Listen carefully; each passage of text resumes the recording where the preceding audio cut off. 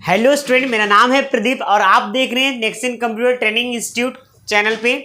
तो हम आपको आज पीवाईक्यू का हम नेक्स्ट सीरीज लेकर आए हैं स्टूडेंट। पीवाईक्यू काफ़ी अगर बिहार बेल्ट्रॉन का तैयारी कर रहे हैं तो पीवाईक्यू से ज़्यादा क्वेश्चन आता है स्टूडेंट यहाँ पे, मतलब उसमें रिपीटेड क्वेश्चन जो आते हैं, वेरी जो इंपॉर्टेंट क्वेश्चन है वो मैं आपको बताते जाऊंगा स्टूडेंट। और सबसे पहले आपको ये बात बता देना चाहते हैं कि अगर आप बिहार बेल्ट्रॉन के नए कैंडिडेट हैं, तैयारी करने के लिए जुटे हैं, तो प्लीज़ इसमें से 60 से 70 घंटे का कंटेंट इस चैनल पे आप चेकआउट जरूर करिएगा कि कितना वैल्यूएबल कंटेंट मैं आप लोग को दे रहा हूँ स्टूडेंट। तो सबसे पहले आप लोग को पास करवाने की मेरी गारंटी है स्टूडेंट यहाँ पे, तो आप जरूर चेकआउट करिएगा और आपको इसमें मॉक टेस्ट का भी सुविधा दिए हैं स्टूडेंट यहाँ पे। तो चलिए हम यहाँ पे सबसे पहले नंबर यहाँ पे स्टार्ट करते हैं पीवाईक्यू का बिना टाइम वेस्ट किए हुए स्टूडेंट। यहाँ पे पिछले क्लासेस में हम यहाँ पे 30 तक क्वेश्चंस को कवर करवा दिए थे, आज मैं स्टूडेंट यहाँ पे 31 से करवाने वाला हूँ। तो चलिए आप लोग कॉपी पेन लेके बैठ जाइए और लास्ट में ये जवाब दीजिएगा आपने टोटल कितना क्वेश्चन किया स्टूडेंट। मैं 60 तक लेकर जाऊँगा और आप लोग टोटल बताइएगा टोटल आप लोग कितना क्वेश्चन किए।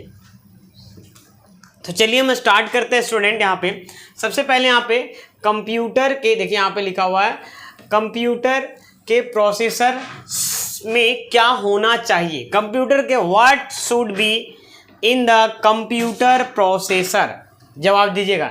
ये कंप्यूटर फंडामेंटल से क्वेश्चन है स्टूडेंट। देखो कभी भी अगर आप बिहार बेल्ट्रॉन का अभी तक जितना भी एग्जाम लिया ना, तो सबसे ज़्यादा माइक्रोसॉफ्ट एक्सेल से क्वेश्चन है, उसके बाद वर्ड से, उसके बाद पावर पॉइंट से, आफ्टर दैट आपको कंप्यूटर फंडामेंटल है, उसके बाद इंटरनेट से स्टूडेंट यहाँ पे, ठीक है। इंटरनेट में थ्योरी बेस्ड थोड़ा बहुत एक दो क्वेश्चन है स्टूडेंट, लेकिन सबसे ज़्यादा ऑफिस वर्क से ज़्यादा क्वेश्चन है, तो उसको आप ज़रा ध्यान दीजिएगा स्टूडेंट। और उसके बाद कंप्यूटर फंडामेंटल मैं इस चैनल पे सारा पढ़ा दिया हूँ, बस आपको कंप्यूटर फंडामेंटल और इंटरनेट पढ़ाना बाकी है स्टूडेंट, ठीक है, उसको भी कवर करवा दूंगा। फिलहाल अभी पीवाईक्यू करिए।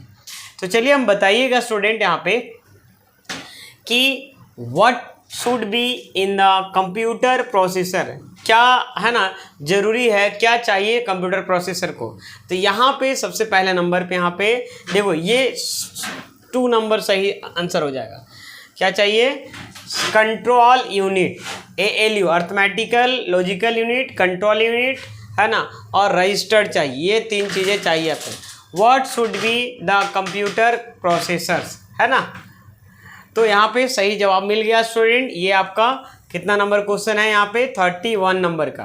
कंप्यूटर प्रोसेसर में क्या होना चाहिए, तो क्या होना चाहिए? ALU होना चाहिए, कंट्रोल यूनिट होना चाहिए और रजिस्टर होना चाहिए। 3 चीज़ें आपका होना कंपलसरी है स्टूडेंट यहाँ पे। चलिए समझ में आ गया स्टूडेंट। यहाँ पे 32 नंबर क्वेश्चन आपके कंप्यूटर स्क्रीन पे 32 नंबर, जवाब दीजिएगा।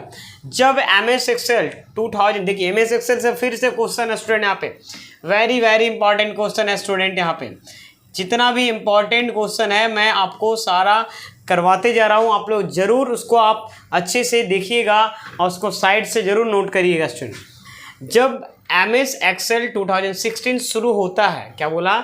जब MS Excel 2016 शुरू होता है तो स्वचालित रूप से डैश वर्कशीट वाले डैश का निर्माण करता है।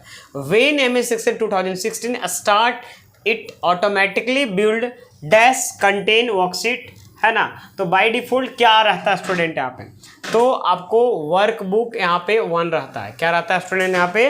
वर्कबुक। देखिएगा कभी भी माइक्रोसॉफ्ट एक्सेल को अगर ओपन करते हैं तो बुक 1 लिखा हुआ मिलते हैं, ठीक है ना। जैसे हम समझाते हैं, माइक्रोसॉफ्ट एक्सेल खोलिए तो यहाँ पे देखिए, मैं जूम करके दिखाता हूँ। ये जो है यहाँ पे देखो, ये बुक 1 मतलब वर्कबुक 1 दिखाता है, बात समझ में आ रहा ना। टाइटल 1 आपको दिखाते रहता है।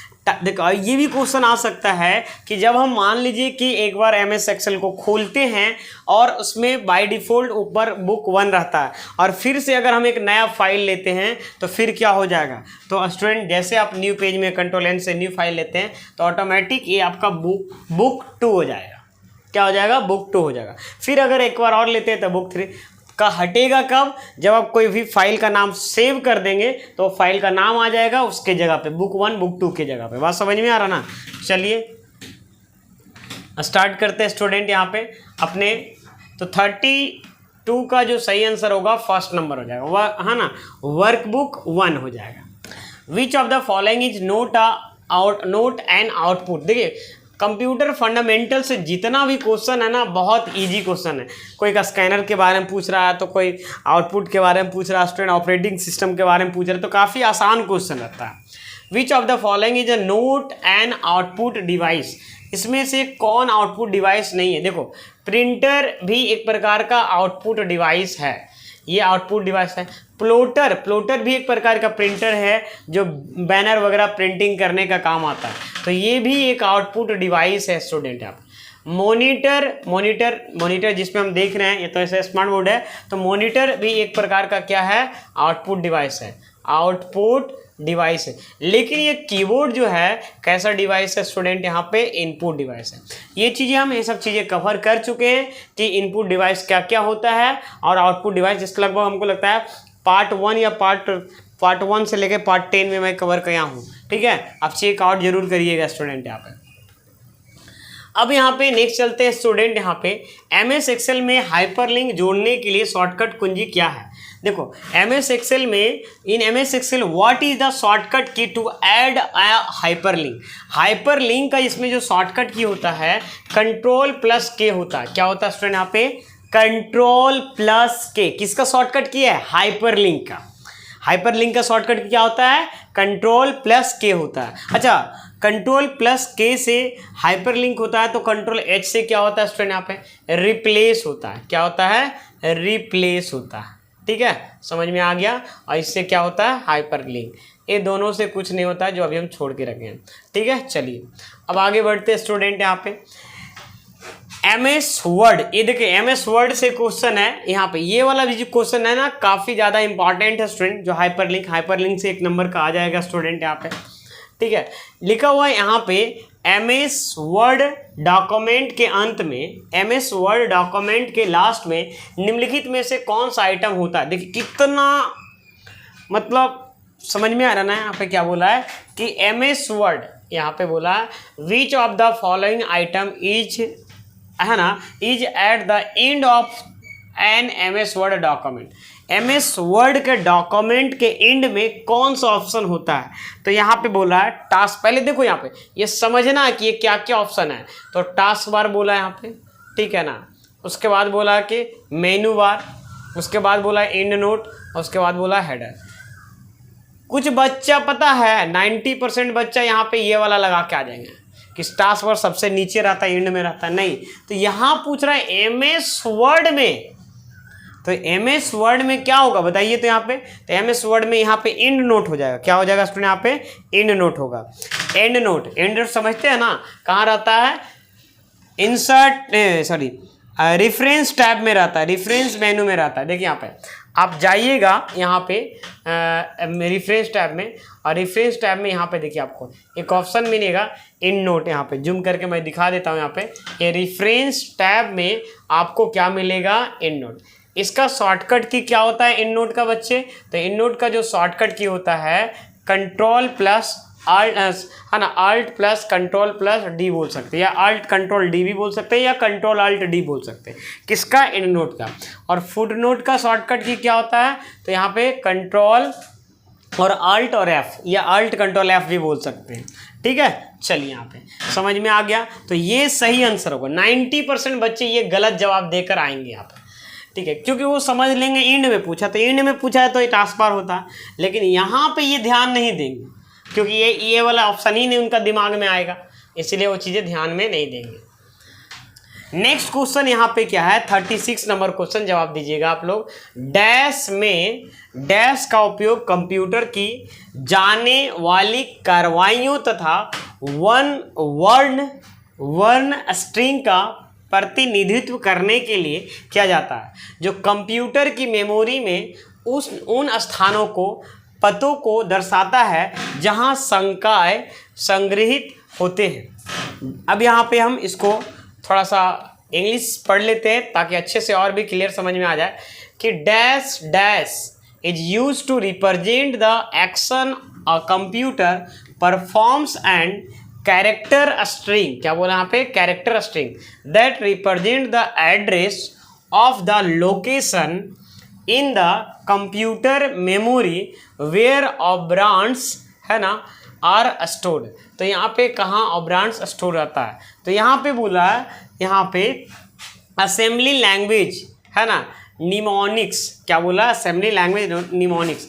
यहाँ पे बोला है प्रोसीजरल लैंग्वेज डेटा एलिमेंट। तीसरा ना है हाई लेवल लैंग्वेज न्यूमेरिकल है ना, high level language numerical numerals, ठीक है। उसके बाद नेक्स्ट नंबर पे है यहाँ पे हाई लेवल लैंग्वेज स्पेशल, यहाँ पे क्या है कैरेक्टर्स। तो इसका सही आंसर क्या होगा, यहाँ पे क्वेश्चन क्या बोला है कि ऑपरेंड्स, यहाँ पे क्या होगा असेंबली भाषा, यहाँ पे क्या होगा असेंबली लैंग्वेज है ना निमोनिक्स, ये वाला हो गया। ये कंप्यूटर फंडामेंटल से ही क्वेश्चन है, लेकिन डीप कंप्यूटर फंडामेंटल है स्टूडेंट, ठीक है ना, ये नॉर्मल में नहीं है, ठीक है। तो ये आपको इसका सही आंसर, इसको आप रट लीजिएगा है ना, इसको आप रट लीजिएगा स्टूडेंट। चलिए नेक्स्ट क्वेश्चन क्या है यहाँ पे, क्योंकि एडीसी के बच्चा के लिए ये वाला क्वेश्चन नहीं था स्टूडेंट, ठीक है। ये डेप्थ फंडामेंटल पढ़िएगा तभी इसमें नॉलेज मिलेगा, ठीक है ना। अब यहाँ पे लैंग्वेज देखो, जब लैंग्वेज वगैरह की बात होती है ना तो कहीं ना कहीं वो प्रोग्रामिंग लैंग्वेज की बात किया जा रहा है। विंडोज एक्सपी का आधिकारिक तौर पर कब लॉन्च किया गया, विंडोज एक्सपी जो वर्जन था कब लॉन्च किया गया, ठीक है। विंडोज एक्सपी जो लॉन्च किया गया था स्टूडेंट यहाँ पे 24 अगस्त 2001 को, क्या बोला था 24 अगस्त 2001 को, ठीक है ना। व्हेन वाज विंडो एक्सपी है ना ऑफिशियली लॉन्च। अगर यहाँ पे क्वेश्चन अगर चेंज कर दे कि विंडो 7 कब लॉन्च किया गया था या विंडो 8 कब लॉन्च किया गया था स्टूडेंट, समझ में आ रहा है अपना। तो अगर आपको यहाँ पे बोला जाए तो सबसे पहले आपको क्या करना है, देखिए हम आपको बताते हैं है ना। यहाँ पे क्रोम को खोलना है और यहाँ पे सर्च करना है, यहाँ पे वेन है ना, वेन वाज, यहाँ पे एक्सपी की जगह पे हम 7 ले लेते हैं। विंडोज 7 यहाँ पे ऑफिशियली कब लॉन्च किया गया था स्टूडेंट, यहाँ पे तो विंडोज 7 जो है ना 22 अक्टूबर 2009 को लॉन्च किया गया था। कब लॉन्च किया गया था विंडोज 7, 22 अक्टूबर 2009 को लॉन्च किया गया था स्टूडेंट, ठीक है। अगर हम बोल लेते हैं विंडो 8 कब लॉन्च किया गया था, तो विंडो 8 जो लॉन्च किया गया था स्टूडेंट यहाँ पे 26 अक्टूबर 2012 को किया गया था, क्या किया गया था। और विंडोज 10 कब लॉन्च किया गया था, तो विंडोज 10 जो लॉन्च किया गया था, ऐसे आप करके देख खुद से भी सकते हैं, 29 जुलाई 2015 को। और अभी जो लेटेस्ट में है वो कौन सा ऑपरेटिंग सिस्टम है, विंडोज 11 है विंडोज का। तो 5 अक्टूबर 2021 को विंडोज 11 लॉन्च किया गया था। कब लॉन्च किया था, 5 अक्टूबर 2000। देखिए यहाँ पे 7 और 10 ज़्यादा याद करके रखना है, ऐसे ये भी याद रखना है 5 अक्टूबर 2021 को है ना 11 वाला वर्जन, और यहाँ पे 10 वाला जो वर्जन है ये भी याद रखना है स्टूडेंट, क्योंकि ये 29 जुलाई 2015 को लॉन्च किया गया था, ठीक है ना। 21, 11 और याद रखना इस तरीके से, ठीक है। चलिए इसको आपको रटना पड़ेगा, यानी तो इसमें देखिए यहाँ पे सब दे रहा है कि 25 अक्टूबर 2021 को 11, 2009 22 अक्टूबर 2009 को ऑफिशियली 7 और विंडो एक्सपी 25 अक्टूबर 2001 को, 25 अक्टूबर आधिकारिक तौर पे यहाँ पे 25 अक्टूबर दिखा रहा है, लेकिन इसमें आपका 25 अगस्त है आपका आंसर शीट में, ठीक है ना। तो ये आपका हो जाएगा, यही आंसर होगा, ठीक है ना। यहाँ पे 25 अक्टूबर है, ठीक है। मतलब यहाँ पे थोड़ा बहुत आगे पीछे होता है स्टूडेंट यहाँ पे, लेकिन बच्चे तो कन्फ्यूज फिर कर जाएंगे ना यहाँ पे, ठीक है। यहाँ पे देखता हूँ विंडोज है ना 25 अक्टूबर 2001 को बोला Windows XP initial launch officially ना, यहाँ पे ऑफिशियली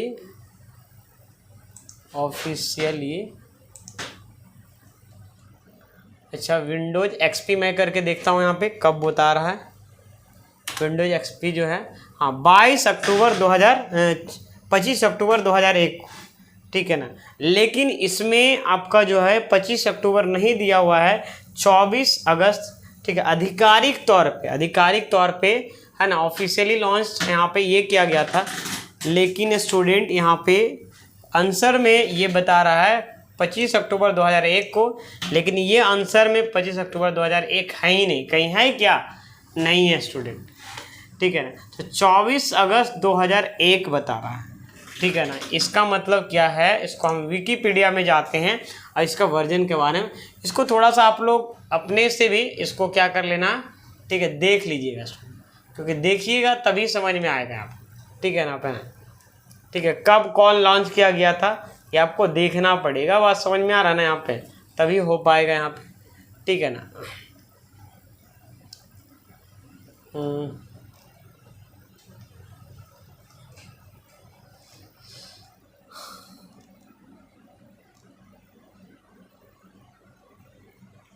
अलग अलग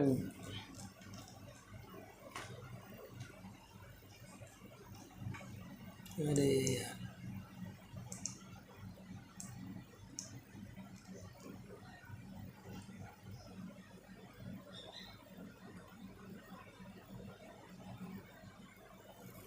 ये पूरा विंडोज का पूरा एकदम यहाँ पे दिया हुआ स्टूडेंट, यहाँ पे इसको एक बार रेडी कर लीजिएगा अच्छे से, ठीक है। कब कौन लॉन्च किया गया यहाँ पे, ठीक है ना। ऐसे ही आपका क्वेश्चन में आपका यहाँ पे जो दिया हुआ है बाई ना अक्टूबर दिया हुआ ही नहीं है, इसका सही आंसर यहाँ पे आंसर शीट में भी यही है स्टूडेंट यहाँ पे, ठीक है ना। ठीक है, इसको आप देख लीजिएगा, ठीक है, अच्छे से ये आपको मिल जाएगा इंटरनेट पे, ठीक है। निम्नलिखित में से कौन एप्लीकेशन सॉफ्टवेयर से संबंधित नहीं, बताइए कौन एप्लीकेशन सॉफ्टवेयर से संबंधित। पहले ये समझाते हैं आप लोग को एप्लीकेशन सॉफ्टवेयर और सिस्टम सॉफ्टवेयर में क्या अंतर है। जैसे Windows XP, Windows 7, Windows 8, Windows 10, Windows 11, ठीक है ना, विस्टा, यूनिक्स, लिनक्स, मैक, ये सारे ऑपरेटिंग सिस्टम का एग्जाम्पल है जिसको हम सिस्टम सॉफ्टवेयर भी बोलते हैं। एप्लीकेशन सॉफ्टवेयर उसको बोलते हैं जिसमें हम लोग कोई काम कर सकते हैं, it do our work, that is called application software. तो इसमें बताया जा रहा है कि कौन यहाँ पे एप्लीकेशन सॉफ्टवेयर से संबंधित नहीं है। तो यहाँ पे लिखा हुआ content access software, information system software, है ना, सिमुलेशन सॉफ्टवेयर, और यहाँ पे क्या लिखा हुआ है, डॉस स्टूडेंट। तो बताइए यहाँ पे देखो ये सारे जो सॉफ्टवेयर हैं, ये देखिएगा यहाँ पे ये जो है ना, कौन सा सॉफ्टवेयर एप्लीकेशन सॉफ्टवेयर से संबंधित नहीं है। यहाँ पे देखो, यहाँ पे देखो सिमुलेशन सॉफ्टवेयर क्या बोला है, कौन एप्लीकेशन सॉफ्टवेयर से संबंधित नहीं है ना, इज नोट लिखा which of the following is not related to the application software.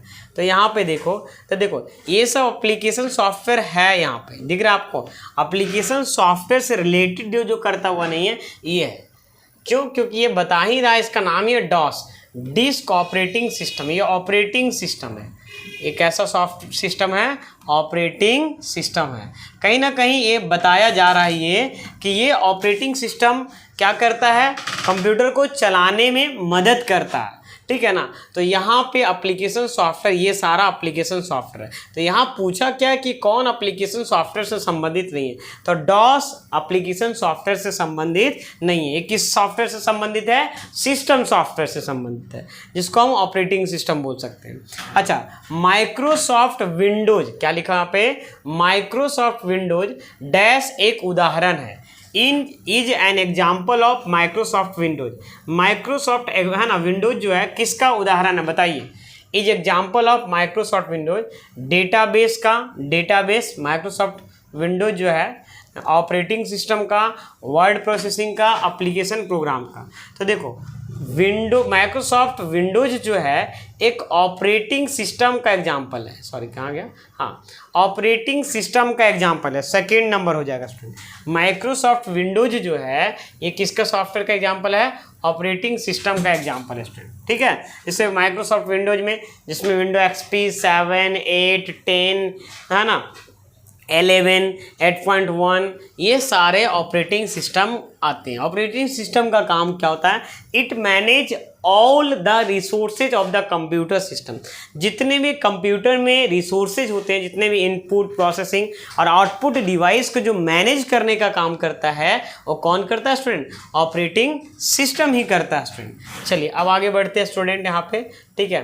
Next है यहाँ पे 40 number question, is place where copy और कट टेक्स्ट इन प्लेस है ना, टेम्पोरली। बात समझ में आ रहा है, देखिए यहाँ पे सबसे पहले हम बोल रहा है कि टेम्पोररी तौर पे कॉपी और कट टेक्स्ट को प्लेस कहाँ पे रख सकते हैं, आप प्लेस कहाँ कर सकते हैं, ठीक है ना। तो यहाँ पे इसका सही आंसर होगा क्लिप बोर्ड। क्लिप बोर्ड समझ रहे हैं ना। यहाँ पे MS वर्ड में आप जाइए, यहाँ पे देखिएगा, यहाँ पे जो ऑप्शन है क्लिप बोर्ड में भी स्टोर करके रखा जा सकता है, ठीक है ना। कट और कॉपी टेम्प्रोरी, हमेशा के लिए नहीं, टेम्प्रोरी तौर पे। बात समझ में आ रहा है कि नहीं यहाँ पे स्टूडेंट। यहाँ पे कट और कॉपी को टेम्प्रोरी तौर पे स्टोर किया जा सकता है। नेक्स्ट क्वेश्चन यहाँ पे आता है, देखिए यहाँ पे नेक्स्ट क्वेश्चन यहाँ पे 41 नंबर क्वेश्चन क्या बोल रहा है यहाँ पे स्टूडेंट। देखिए यहाँ पे सबसे पहले बोल रहा है कि शीर्षक बोले तो टाइटल एंड कंटेंट लेआउट में MS पावर पॉइंट के शामिल है ना। बोल रहा है टाइटल और कंटेंट लेआउट में MS पावर पॉइंट के, ठीक है ना, कहाँ शामिल है। तो देखो यहाँ पे क्या लिस्ट ऑफ स्लाइड में, नो, ग्राफिक्स में नो, स्लाइड यहाँ पे बोल रहा है place holder with slide title and multipurpose content. इसका सही आंसर ये हो जाएगा स्टूडेंट 3rd नंबर, स्लाइड शीर्षक और मल्टीपर्पज कंटेंट वाला प्लेस होल्डर। बस समझ में आ रहा है आप ना। ये आपका वही बोल रहा है कि title and content layout include in, है ना, इंक्लूड इन पावर पॉइंट। तो पावर पॉइंट के कहाँ रहता है ना, यहाँ पे place holder with slide title. जैसे देखिएगा पावर पॉइंट खोलते हैं यहाँ पे, तो ये जो आपका खोलता है, देखिएगा यहाँ पे ये आपका दिख रहा है ना, click to add title, click to add title, है ना। यहाँ एक तरह से प्लेस होल्डर की तरह रहता है स्टूडेंट। तो वही यहाँ पे एग्जाम्पल के तौर पे बताने का कुछ, place holder with slide title and multipurpose content, ठीक है ना। चलिए अब यहाँ पे आगे बढ़ते हैं स्टूडेंट। यहाँ पे मल्टीपर्पज का मतलब एक से ज़्यादा टाइप का रहता है स्टूडेंट। नेक्स्ट क्वेश्चन यहाँ पे 42 नंबर, जवाब दीजिएगा स्टूडेंट। यहाँ पे फटाफट आप लोग जवाब दीजिएगा कि डैश में कीबोर्ड के माध्यम से दर्ज किया गया डेटा सीधे चुंबकीय टेप पर दर्ज किया जाता है। यहाँ पे सीधे चुंबकीय, है ना, यहाँ पे बोल रहा है टेप पर दर्ज किया जाता है। डैश का उपयोग होम रिकॉर्डर में इस्तेमाल किए जाने वाले टेप रिकॉर्डर या कैसेट के समान है। जवाब दीजिए यहाँ पे क्या बोल रहा है, in dash the data entered through the keyboard, data enter through the keyboard is recorded directly. यहाँ पे क्या बोल रहा है, डायरेक्टली ऑन टू, यहाँ पे the magnetic tape the use of dash is similar to tape recorders और, है ना, कैसेटर्स, है ना, cassettes use in home recorder, है ना, होम रिकॉर्डर। तो बताइए इसका सही आंसर क्या होगा स्टूडेंट। यहाँ पे रिकॉर्डर या कैसेट के समान होता है ना, उपयोग में होम रिकॉर्डर इस्तेमाल किए जाने वाले टेप रिकॉर्डर या कैसेट के समान होता है। तो बताइए इसका सही आंसर कौन सा हो जाएगा स्टूडेंट। इसका सही आंसर क्या है, जवाब दीजिए स्टूडेंट। इसका सही आंसर क्या हो जाएगा यहाँ पे, ये देखो होगा यहाँ पे key to tape system magnet tape, ये होगा सही आंसर, ये हो जाएगा key to tape system magnetic tape. क्या हो जाएगा student, key to tape system magnetic tape. Next यहाँ पे देखो कुछ क्वेश्चंस में आपको समझ में नहीं आएगा एग्जाम में, तो आपको आगे बढ़ना, उसमें माथा पेची नहीं करना, क्योंकि 2-4 क्वेश्चन ऐसे मिलेंगे जो आपको नहीं बनेगा। बात समझ में आ, उसके पीछे आपको लगे हुए नहीं रहना, नहीं तो आपका टाइम चला जाएगा। बात समझ में आ रहा ना, ठीक है। जो क्वेश्चन सबसे पहले आता है उसको बनाना है, टाइम वहाँ पे जब जो बन जाएगा ना वो ग्रीन कलर से ऑटोमेटिक शो होगा, जो नहीं बना गया वो अलग कलर से शो होगा, आप पता चल जाएगा। ऐसा मत समझिएगा कि वहाँ पता ही नहीं चलेगा कि वहाँ पे, मतलब वो शो पता चलते रहेगा स्टूडेंट। MS एक्सेल या येलो कलर, कोई कलर जरूर शो करता है यहाँ पे।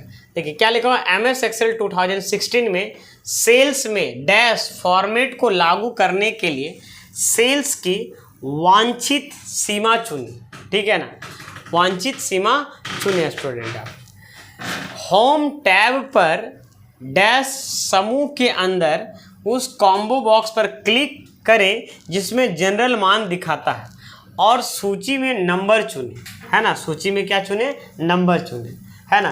तो यहाँ पे क्या बोल रहा है, in MS Excel 2016 to apply the, है ना, डैश फॉर्मेट, कैसा format, dash format to the cell, select the desire range of cells, है ना, on the home tab inside the dash group और क्लिक द कॉम्बो, है ना। यहाँ पे बताइए स्टूडेंट, ये एक तरह से दो चीज़ें बोला है कि किस ग्रुप में है और वहाँ पे अप्लाई द क्या अप्लाई करना है ना। तो इसका है ना, combo box that show the general value and select number in the list. तो इसका सही आंसर क्या होगा स्टूडेंट, जवाब दीजिए यहाँ पे। इसका हो जाएगा नंबर्स, क्या हो जाएगा स्टूडेंट यहाँ पे, नंबर्स हो जाएगा। ये एक्सेल का ही क्वेश्चन है स्टूडेंट यहाँ पे। चलिए यहाँ पे नंबर चुनने के लिए बाल का जनरल, है ना। नेक्स्ट, आप एक रिक्त वर्कशीट के सेल, देखो यहाँ पे फिर से बोला है क्वेश्चन में कि आप एक रिक्त वर्कशीट के सेल A1 है, A1 मतलब पहला बॉक्स बोलना चाह रहा है, और आप कंट्रोल के साथ डाउन एरो दबाएं तो कर्सर कहाँ होगा। देखो यहाँ पे A1 एक्सेल में मान लो कि सेलेक्ट करते हैं, A1 मेरा ये बॉक्स, A का कॉलम है, रो नंबर 1, और कंट्रोल के साथ अगर डाउन एरो दबाते हैं, ठीक है ना, क्या डाउन एरो बोला या पेज डाउन बोला, डाउन एरो, तो आपको पता है सबसे लास्ट में पहुंचा देगा 10,48,576 रुपये। अगर कंट्रोल के साथ राइट एरो दबाते हैं तो सबसे लास्ट कॉलम का नाम क्या है, XFD, देखो यहाँ पे XFD है, और लास्ट रो का नाम 10,48,576। अगर ये कर्सर कहीं भी है, मान लो यहाँ पे, और डायरेक्ट A1 में पहुँचाना है तो कंट्रोल होम करेंगे तो डायरेक्ट वहीं पे पहुँचा देगा A1 में। तो यहाँ पे क्या है वो है ना, ये UR cell A1 of a blank worksheet, you press control plus down arrow, where will the cursor be। यहाँ पे last cell of the column, first cell of the column, last rows, है ना, लास्ट सेल, ठीक है ना, और यहाँ पे लिखा last cell of a column. इसका सही आंसर क्या होगा, जवाब दीजिए स्टूडेंट। देखो यहाँ पे कॉलम ए के अंतिम सेल, कॉलम ए के last cell of column A.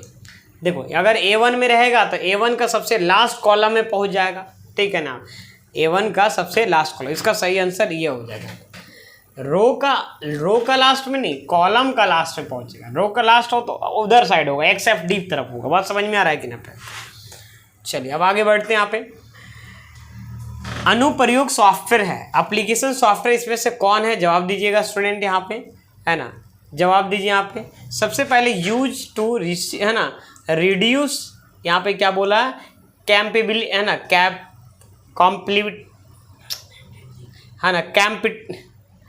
कैम्पेटिबिलिटी problem, क्या बोला, यूज टू रिड्यूस कैम्पेटिबिलिटी प्रॉब्लम, इसे सिस्टम सॉफ्टवेयर भी कहा जाता है। It is also called system software. क्या बोला है, क्या, एप्लीकेशन सॉफ्टवेयर, है ना, एप्लीकेशन सॉफ्टवेयर को सिस्टम सॉफ्टवेयर कभी नहीं बोला सकता। टास्क ओरिएंटेड होता है। उसके बाद टास्क हार्डवेयर की एक श्रेणी है, have a category of hardware. और यहाँ पे क्या बोला, पहला यूज टू रिड्यूस, है ना, कैम्पेटिबिलिटी प्रॉब्लम। तो इसका सही आंसर क्या होगा बताइए। यहाँ पे देखो, यहाँ पे टास्क ओरिएंटेड होता है। क्या होता है, टास्क ओरिएंटेड, इसका कार्य, है ना, उन्मुख होता है। मतलब बात समझ में आ रहा है, ये टास्क ओरिएंटेड होता है स्टूडेंट, ठीक है ना।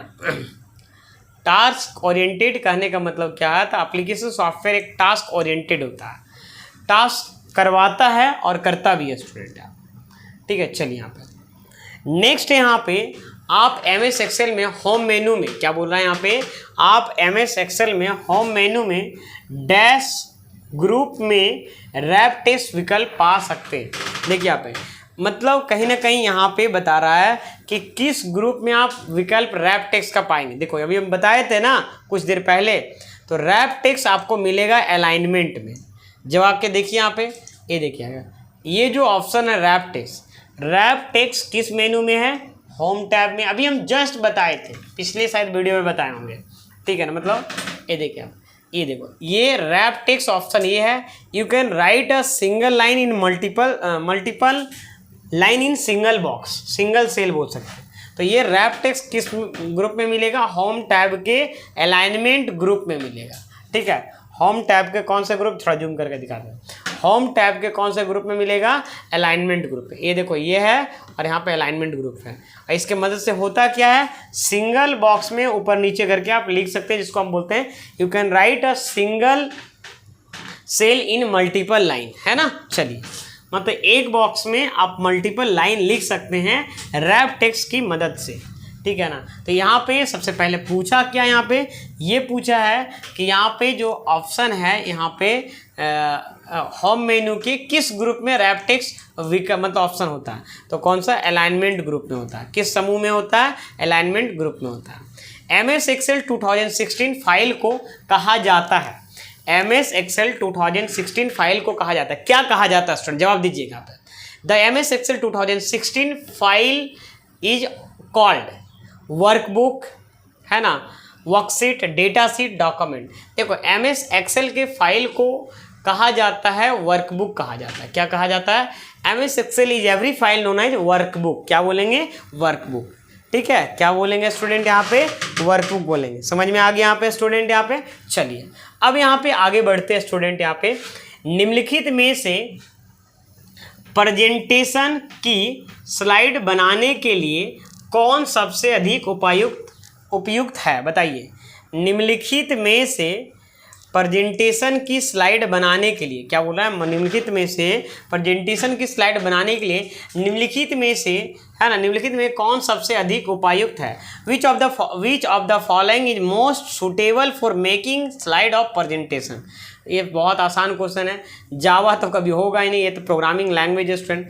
माइक्रोसॉफ्ट पावर पॉइंट और एडिट प्लस, और यहाँ पे माइक्रोसॉफ्ट अजूर क्या? डेटा एनालिटिक्स के लिए यूज किया जाता है, ठीक है ना, ठीक है। अजूर क्या है? डेटा एनालिटिक्स के लिए यूज किया जाता है। बहुत पहले इसका मतलब आया था ना। अभी देखो बच्चे, ये बहुत पुराना सॉफ्टवेयर है, लेकिन आज के डेट में ये पॉपुलैरिटी गेन किया। आज ज़्यादा, सबसे ज़्यादा यूज होता है डेटा एनालिटिक्स, और बहुत पहले देखो ये सॉफ्टवेयर आता है, ठीक है ना। यहाँ पे एडिट प्लस ये नहीं है स्टूडेंट, लेकिन पावर पॉइंट में सबसे ज़्यादा प्रेजेंटेशन बनाने के लिए सुटेबल पर्पस माना जाता है। तो यू कैन, है ना, choose power point is the right answer है। पावर पॉइंट का सही आंसर हो जाएगा स्टूडेंट, ठीक है। चलिए, यहाँ पे क्लियर हो गया यहाँ पे स्टूडेंट, यहाँ पे, ठीक है। Microsoft power point is the right answer.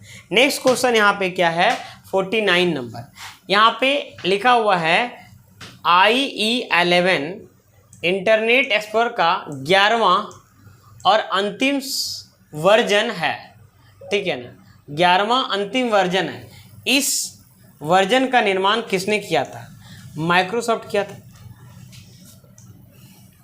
Internet explorer का इंटरनेट एक्सप्लोरर जो बनाया, इंटरनेट एक्सप्लोरर देखते हैं ऐसा लोगो होता था। देखो, आज के डेट में उसके जगह पे पता है क्या आ गया? गूगल एज आ गया। माइक्रोसॉफ्ट का ही ये है, सॉरी गूगल एज बोल रहे हैं, माइक्रोसॉफ्ट एज आ गया। माइक्रोसॉफ्ट एज बोलना चाहिए, हम गूगल एज बोल दिए। मतलब वो इंटरनेट एक्सप्लोरर के जगह पे देखिए इस टाइप का लोगो पहले ऐसा रहता था, ये देखिएगा, ये ही रहता था, फिर ऐसे रहता था स्टूडेंट। यहाँ पे उतना हम पिक्चर ड्राइंग बढ़िया से नहीं बनाए हैं। नेक्स्ट क्वेश्चन आपके कंप्यूटर स्क्रीन पे है स्टूडेंट। यहाँ पे MS Excel लिखा हुआ है यहाँ पे में निम्नलिखित में से कौन एक सामान्य बॉर्डर स्टाइल नहीं है? बताइए।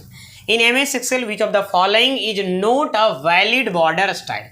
कौन वैलिड बॉर्डर स्टाइल नहीं है? यहाँ पे लिखा हुआ है, यहाँ पे thick box border, top border, merge box border, bottom border. यहाँ पे देखो, थिक बॉक्स बॉर्डर भी है, टॉप बॉर्डर भी है, बॉटम बॉर्डर है, लेकिन मर्ज बॉक्स बॉर्डर यहाँ पे हम नहीं देखे स्टूडेंट। इससे आपका क्या है? मर्ज बॉर्डर। ये देखो, यहाँ पे तुमको डाउट ये भी होगा कि थिक बॉक्स बॉर्डर कहाँ होता है। चलो हम यहाँ पे MS Excel को खोलते हैं। यहाँ पे देखो, यहाँ पे सेलेक्ट किए और यहाँ पे चलते हैं, और यहाँ पे एक ऑप्शन है थिक बॉक्स बॉर्डर, यहाँ पे, ठीक है। थिक आउटसाइड बॉर्डर यहाँ पे, है ना। थिक बॉटम बॉर्डर है यहाँ पे, ठीक। यहाँ पे ये देखो ऑप्शन है यहाँ पे, थिक बॉक्स बॉर्डर भी होगा कहीं, ठीक है, थिक आउटसाइड बॉर्डर यहाँ पे, thick top and thick bottom border यहाँ पे, ये ऑप्शन है स्टूडेंट यहाँ पे, थिक आउटसाइड बॉर्डर। यहाँ पे क्वेश्चन में क्या है, थिक थिक थिक ये थिक बॉटम बॉर्डर में बॉक्स बॉर्डर, हाँ क्वेश्चन में क्या है यहाँ पे, थिक बॉक्स बॉर्डर, हाँ थिक बॉक्स बॉर्डर भी है, मतलब कहने का मतलब यहाँ पे देखिए, ये देखो सारे साइड का बॉर्डर यहाँ पे, तो यहाँ पे थिक बॉक्स बॉर्डर यहाँ पे है ना, थिक आउटसाइड बॉर्डर यहाँ पे, थिक बॉक्स बॉर्डर मतलब ये हो गया, देखिए बॉर्डर मतलब ये बॉक्स बॉर्डर हो जाएगा, ठीक है। चलिए मोटा होता है ये थोड़ा सा, तो ये लेकिन ये मर्ज बॉक्स बॉर्डर होता ही नहीं है, ठीक। चलिए 51 नंबर मतलब 51 नंबर, डैश कुंजियों का उपयोग है ना, कुंजियों का उपयोग कर्सर को तीर द्वारा इंगित दिशा ऊपर नीचे बाएं दाएं में ले जाने के लिए किया जाता है। बताइए स्टूडेंट का सही आंसर क्या होगा। Dash key are use to move the cursor in the direction indicate by the arrow up down left right. तो यहाँ पे लिखा हुआ है स्पेशल फंक्शंस की, लिखा हुआ यहाँ पे फंक्शंस की टैब कर्सर मूवमेंट। तो देखो यहाँ पे जो दाएं बाएं की का जो यूज किया जाता है यहाँ पे, वो किसके मतलब यहाँ पे बोल रहा है ले जाने के लिए किया जाता है, तो कर्सर को ले जाने के लिए किया जाता है या स्पेशल फंक्शंस की का यूज किया जाता है। तो इसका सही जवाब क्या होगा स्टूडेंट, देखो कभी भी एरो जो बटन होता है ए वाला, तो कर्सर को इधर उधर मूव करने के लिए यूज करते हैं कि नहीं। यहाँ पे टॉप होता है, बॉटम होता है, लेफ्ट होता है, और यहाँ पे क्या होता है स्टूडेंट, यहाँ पे राइट होता है। चलिए जवाब समझ में आ रहा होगा स्टूडेंट यहाँ पे, तो you can say 4th is the right answer. ये आपका 4th नंबर क्या होगा, राइट आंसर हो जाएगा स्टूडेंट। नेक्स्ट यहाँ पे MS वर्ड में है ना, स्प्लिट विंडो के लिए शॉर्टकट कुंजी क्या है। स्प्लिट विंडो को शॉर्टकट की, देखो ये पहले इसी क्वेश्चन में शायद हमको लगता है ऊपर में पूछा गया था या दूसरे में, ये देखो बार बार रिपीट, ये वेरी वेरी इंपॉर्टेंट क्वेश्चन है स्टूडेंट, ये बार बार रिपीट हो रहा है। यहाँ पे control plus alt plus S होता है, क्या होता है student, control plus alt plus S होता है। हम आप लोग को बोलेंगे कि अगर आप चाहते हैं कि बिहार बेल्ट्रॉन का बेहतर ढंग से तैयारी करने के लिए, तो अगर आप मेरे चैनल पे नए व्यूअर हैं तो प्लीज़ मॉक टेस्ट जरूर दीजिए यहाँ पे, और इसमें आपको है ना 60 प्लस का क्वेश्चन मिलेगा आपको, मतलब 60 क्वेश्चंस का सीरीज मिलेगा।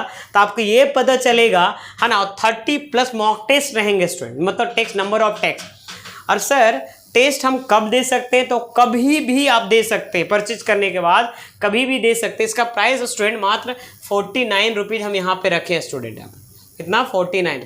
इसमें आपको कभी भी दे सकते हैं। आपको ये क्या मिलेगा, इसमें क्या क्या मिलेंगे, तो यहाँ पे चलते हैं। मॉक टेस्ट सारे स्टूडेंट जरूर दें, क्योंकि इसी से देखो हम पढ़ाई करते हैं, लेकिन पता कैसे चलेगा हम कितना बेस्ट पढ़ रहे हैं या नहीं पढ़ रहे हैं, क्या कैसे पता चलेगा, ठीक है, क्योंकि हमको टेस्ट देना पड़ेगा, ठीक है। लेवल पानी कैसे बोलता है कि पानी में है कि नहीं, नापेंगे कैसे, तो टेस्ट दीजिए यहाँ पे स्टूडेंट। और उसके बाद क्या बोले यहाँ पे 30 मॉक टेस्ट से प्लस रहेंगे, 60 का सीरीज रहेगा स्टूडेंट, ठीक है। हिंदी इंग्लिश में रहेगा स्टूडेंट, जैसा कि एग्जाम में रहता है। Result oriented of mock test, मतलब इससे रिजल्ट होगा स्टूडेंट, बात समझ में, उस लेवल का क्वेश्चन रहेगा। रैंकिंग भी शो होगा, हाँ जितने भी मेरे बच्चे स्टूडेंट डाउनलोड किए हैं और एप्लीकेशन को परचेज किए, तो उसमें से आप कितना रैंक पे आते हैं, अगर मान लीजिए कि अच्छा रैंक पे आते हैं तो आपका तो कोई दिक्कत ही नहीं होगा स्टूडेंट, लेकिन टेस्ट देंगे तभी तो पता चलेगा। अच्छा टेस्ट दी, मान लो कि 60 में 35 क्वेश्चन सही हुआ और कुछ क्वेश्चन गलत हो गया, तो कौन कौन सा क्वेश्चन गलत हुआ उसको आप कॉपी में नोट करिए और जाके अंदर में देखिए, ठीक है। और उस विषय में ज़्यादा पढ़िए, जैसे एक्सेल में ज़्यादा क्वेश्चन हमको रॉन्ग हो रहा है, वर्ड में ज़्यादा हो रहा है, उसको आप ज़्यादा ध्यान देंगे, पढ़ेंगे सभी को, लेकिन उसमें ज़्यादा देखो, कोई भी चीज़ का पढ़ाई का यही तरीका है कि जिस चीज़ में आप फेल बन रहे हो उसको आप रिपीट करिए, उसको ज़्यादा ध्यान दीजिए, तभी तो, नहीं तो फिर पता चलेगा कि खाली आप पढ़ रहे हैं तो पढ़ रहे हैं, बात समझ में, ऐसा नहीं, क्योंकि हमको इतिहास नहीं रचना, हमको एक नौकरी चाहिए, उसके लिए हमको पास करना है स्टूडेंट, ठीक है। और इसमें PYQ भी मिलेगा। PYQ बोले तो प्रीवियस ईयर का क्वेश्चन, जितना लगभग 2500 क्वेश्चन है स्टूडेंट, सारा मिल जाएगा। ई बुक भी मिलेगा, वर्ड एक्सेल पावर पॉइंट का जितना भी हिंदी में जो PDF मेनू वाइज मेनू किस ग्रुप में क्या ऑप्शन है वो सारा मिल जाएगा स्टूडेंट। रेमिंगटन गेल का मतलब जो हिंदी फॉन्ट होता है उसमें जो वर्ड बनाने में हलंत से रिलेटेड प्रॉब्लम आता है, कोई वर्ड नहीं लिख पाते हैं, वो भी आपको इस वीडियो में मतलब इसमें कवर है स्टूडेंट। तो 49 में स्टूडेंट और क्या चाहते हैं बताइए। तो यहाँ पे इतना सारा कुछ आपको मिल रहा है। ये पूरे YouTube पे इस तरह का आपको वैल्यूएबल कंटेंट नहीं मिलेगा। हम चाहते हैं कि बच्चे लोग सभी टेस्ट दें और अपना जरूर आजमाएं कि कितना हम ला पा रहे हैं, बस समझ में आ रहा ना। और नहीं होता है फिर पढ़ाई करें, डेली कम से कम टेस्ट दीजिए, ठीक है यहाँ पे ना, ठीक है। चलिए अब आते हैं अपने मुद्दे पे स्टूडेंट। यहाँ पे नेक्स्ट यहाँ पे क्या बोल रहा है, तो यहाँ पे क्या बोल रहे थे स्टूडेंट कि स्प्लिट का शॉर्टकट, स्प्लिट ऑप्शन पता है रिव्यू टैब में होता है, ठीक है। रिव्यू टैब में देखिएगा, यहाँ पे एमएस वर्ड में जाइएगा, यहाँ पे तो यहाँ पे अल्ट, यहाँ पे क्लिक करिए कहीं भी, अल्ट स्पेस अल्ट कंट्रोल और एस कर देंगे तो ये आपका स्प्लिट ऑप्शन आ गया। देखिए आ गया कि नहीं, ये वाला लाइन नहीं था। अल्ट स्पेस बोल, कंट्रोल अल्ट एस करेंगे तो गायब भी हो जाएगा, कंट्रोल अल्ट एस करेंगे तो आ भी जाएगा स्टूडेंट, ठीक है। चलिए यहाँ पे समझ में आ गया स्टूडेंट। यहाँ पे नेक्स्ट क्वेश्चन क्या है, इसको जवाब देते हैं। यहाँ पे 53 नंबर क्वेश्चन क्या है, 53 नंबर, किसी फाइल या फोल्डर को, है ना, किसी फाइल या फोल्डर की खोज करने के लिए, क्या बोल रहा है, किसी फाइल या फोल्डर को खोज करने के लिए, है ना, यहाँ पे डैश दबाएं और फिर उस फाइल या फोल्डर का नाम लिखें जिसे आप टेक्स्ट क्षेत्र, टेक्स्ट फील्ड में खोजना चाहते हैं। तो यहाँ पे press dash to search for a file or folder and then type the name of the file or folder you want to search in the text field। तो बताइए स्टूडेंट क्या शॉर्टकट की प्रेस करेंगे जो सर्च बॉक्स खुलेगा। तो keyboard से आप प्रेस करिएगा स्टूडेंट, यहाँ पे F3, क्या प्रेस करेंगे यहाँ पे F3 करिएगा तो आपको सर्च बॉक्स खुल जाएगा। क्या करेंगे यहाँ पे F3 करते हैं, F3 करिएगा तो सर्च हो। सबसे पहले हम इसको मिनिमाइज करते हैं स्टूडेंट यहाँ पे और कीबोर्ड से F3 प्रेस करेंगे। रिफ्रेश कर लेते हैं, देखते हैं, क्योंकि सिस्टम कभी कभी स्लो भी हो जाता है स्टूडेंट। यहाँ पे इतना चीज़ इसमें है ही है लोड के, ठीक है। कीबोर्ड से F3 करते हैं। यहाँ पे F3 ही होता है स्टूडेंट, लेकिन इसमें काम नहीं कर रहा। आप लोग अपना कीबोर्ड से ज़रूर देखिएगा, F3 सर्च बॉक्स, है ना, खुल जाता है, ठीक है ना यहाँ पे, ठीक है। तो क्लियर हो गया। यहाँ पे इसका सही आंसर यहाँ पे जो हो जाएगा, यहाँ पे ये हो जाएगा F3 क्या, सर्च बॉक्स, सर्च करने का शॉर्टकट की होता है। वहाँ पे फील्ड में जाइए, फिर आपको लिख सकते हैं क्या लिखा, रनिंग MS वर्ड डॉक्यूमेंट को बंद करने के लिए, क्या बोल रहा है, MS वर्ड डॉक्यूमेंट को बंद करने के लिए शॉर्टकट की क्या है बताइए। देखो MS वर्ड को अगर बंद करना चाहते हैं, मतलब वर्ड डॉक्यूमेंट को, मतलब पूरे एप्लीकेशन को नहीं, खाली डॉक्यूमेंट वाला फाइल को, तो आप कीबोर्ड से Ctrl+W प्रेस करेंगे। जैसे माइक्रोसॉफ्ट वर्ड अगर खुला हुआ है, देखिए जैसे हम ये वाला खोल के रखें, देखिए यहाँ पे खोलें और इसको हम Ctrl+W प्रेस करते हैं, Ctrl+W, तो ये वाइट एरिया बंद होगा, पूरा एप्लीकेशन क्लोज नहीं होगा। Ctrl+W करेंगे, जैसे हम करेंगे Ctrl+N करेंगे तो फिर आ जाएगा। Ctrl+W करेंगे कीबोर्ड से तो ये देखिए गायब हो जाएगा। कीबोर्ड से Ctrl+ क्या करना है, W। तो समझ में आ गया। अच्छा सर पूरा एप्लीकेशन को बंद करना है तो क्या करेंगे, Alt+F4 करेंगे। क्या करिएगा, Alt+F4 कर देंगे, ठीक है। यहाँ पे समझ में आ गया स्टूडेंट। यहाँ पे अब यहाँ पे क्या क्या शॉर्टकट किए समझते हैं। इसका सही आंसर तो आपका ये हो जाएगा, कंट्रोल, है ना, यहाँ पे S से पता है ना सेव होता है, ये तो पता ही है स्टूडेंट, यहाँ पे कई बार बता चुके हैं। Ctrl+C से कॉपी होता है। अच्छा Ctrl+Q से सर क्या होता है, तो Ctrl+Q से यहाँ पे देखो कुछ नहीं होता है। अब समझ में आ रहा ना, Ctrl+Q से आपको स्टूडेंट यहाँ पे कुछ देखने को नहीं मिलेगा, ठीक। चलिए अब आगे बढ़ते हैं। यहाँ पे 55 नंबर क्वेश्चन क्या बोले, यहाँ पे डैश में ऐसी जानकारी होती है, क्या बोला है, डैश में ऐसी जानकारी होती है जो हर डॉक्यूमेंट में बदल जाती है और उसे मर्ज किए गए डॉक्यूमेंट को जोड़ना होता है। तो यहाँ पे बोला डैश कंटेंट्स, है ना, information that change in every document and has to be added to merge document. इसका सही आंसर क्या होगा, डॉक्यूमेंट, डेटा सोर्स, है ना, मेन डॉक्यूमेंट और यहाँ पे मर्ज डॉक्यूमेंट। इसका सही आंसर होना चाहिए डेटा सोर्स। डेटा स्रोत में आपको सारा जानकारी होता है स्टूडेंट, है ना। ब्राउज़र में होगा, आप भी करिए। हाँ, इसमें F3, यहाँ पे F3 वहाँ भी काम करता है स्टूडेंट। जैसे ब्राउजर कोई खोले है ना, F3 कर रहे हैं, अभी बोल रहे थे ना F3, देखो हम कीबोर्ड से F3 प्रेस करेंगे तो ये आपका खुल जाता है। ये खुला ना यहाँ पे सर्च बॉक्स, उसी तरीके से एप्लीकेशन खुलता है, लेकिन इसमें खुल नहीं रहा था। ठीक है, कोई बात नहीं, समझ में आ गया होगा। इसका सही आंसर क्या होगा? Data storage. ठीक है, या क्या होगा? Data storage. क्या बोला? ऐसी जानकारी होती है जो हर डॉक्यूमेंट में बदल जाती है, हर डॉक्यूमेंट है ना, हर डॉक्यूमेंट में बदल जाती है और उसे मर्ज किए गए है ना डॉक्यूमेंट में जोड़ना होता है। तो मर्ज किए गए डॉक्यूमेंट में जोड़ना होता है, तो डेटा सोर्स वाला जो जानकारी होता है ना, वही मर्ज डॉक्यूमेंट में जोड़ना होता है, इस डॉक्यूमेंट। ठीक है ना, तो आपका पूरा फिर लेटर तैयार हो जाता है। नेक्स्ट है यहाँ पे डैश, यह निर्धारित करता है कि एक अनुच्छेद में रेखा बाएं और दाएं, ठीक है, मार्जिन के संबंध में कैसी दिखाई दे। देखो मार्जिन का हिंदी मीनिंग हाशिया होता है, हाशिया होता है। देख रहे कैसा मीनिंग है?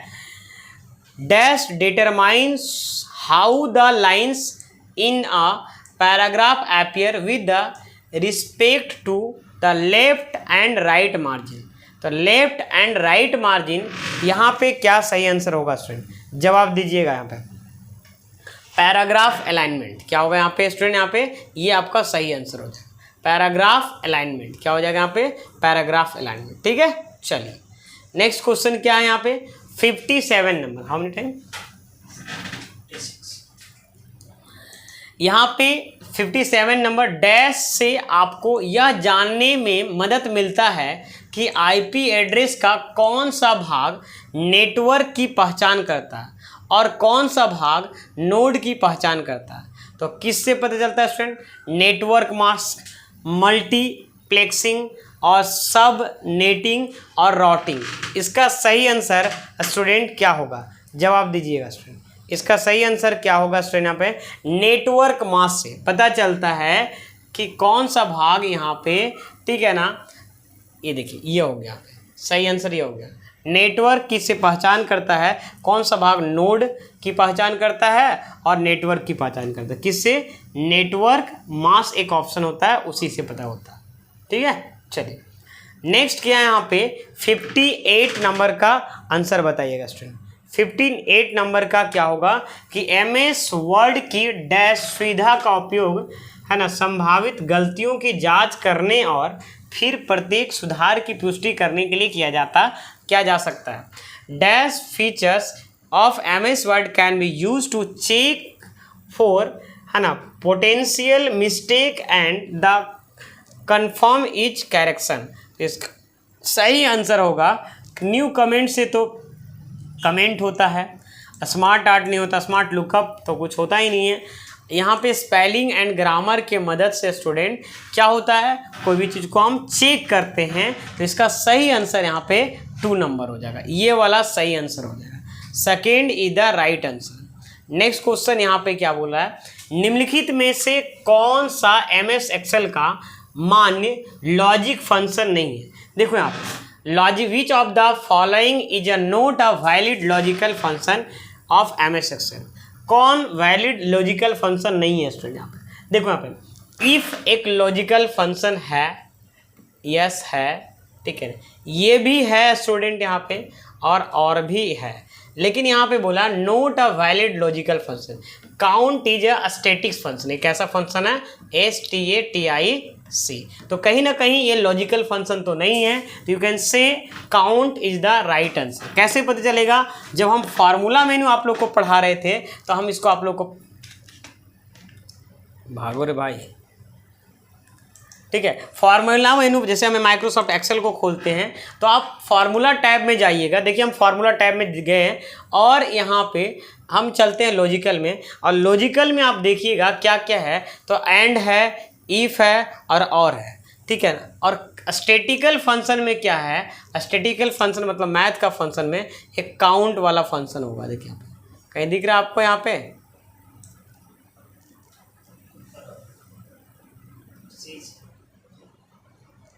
ये देखते हैं यहाँ पे,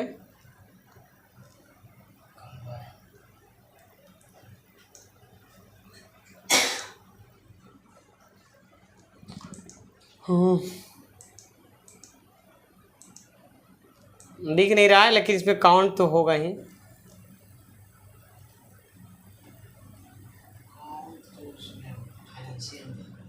नहीं, फाइनेंशियल में नहीं रहेगा।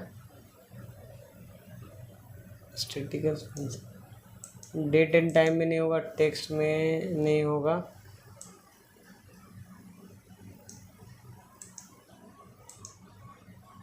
यहीं पे मिलेगा स्टूडेंट, यहाँ पे काउंट है ना, ठीक है। तो यहाँ पे काउंट फंक्शन जो है यहाँ पे इसमें मिलता है, लेकिन आपको पता नहीं हो रहा है। यहाँ पे मिलेगा, यहाँ पे मिलेगा count if sum statistical function का ही तो पार्ट है ये। एक मिनट फिर से मैं देखने देता हूँ।